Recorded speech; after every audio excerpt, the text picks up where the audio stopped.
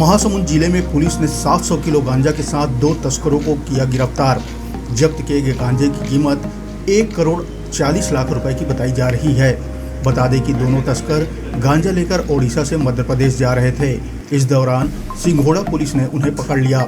बताया जा रहा है कि तस्करों ने ट्रक में गांजा को मुर्रा के नीचे छुपा के रखा था। चेकिंग के दौरान दोनों तस्कर रंगे हाथ पकड़े गए। जब्त गांजे की कीमत 1 करोड़ 40 लाख रुपए है। दोनों तस्कर 17 मध्य प्रदेश के रहने वाले और सगे भाई हैं।